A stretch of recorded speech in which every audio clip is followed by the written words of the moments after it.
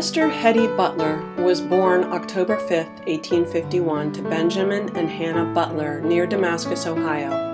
A birthright member of Upper Springfield, later Damascus, monthly meeting of the Religious Society of Friends, Esther received her education in Quaker schools. In 1867, when she was 16, she began her career as a teacher. While teaching in North Carolina, Esther attended a series of meetings conducted by revivalist Mary Moon, later Meredith. Shortly thereafter, she felt a divine call to missions.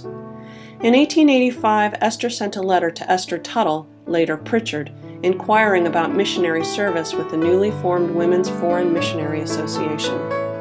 Comprised solely of women, the Sending Board focused its mission work on women and children, first in China and later in India as well.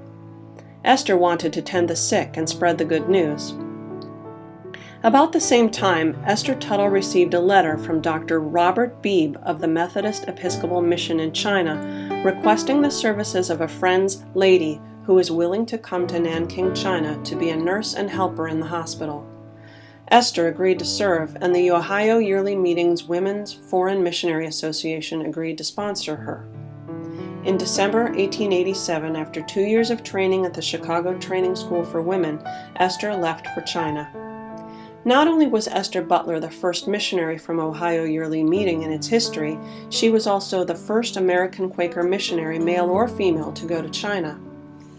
After taking a temporary position at the Methodist Hospital, Esther established the first American Friends mission in Nanjing, Nanking, China, in 1890.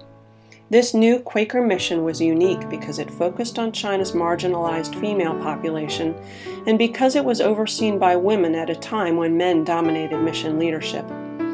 Indeed, no male missionary was admitted to the mission work until 1899, and the work in Nanjing continued to focus on women and children throughout Esther's tenure as the Friends China Mission Field Superintendent.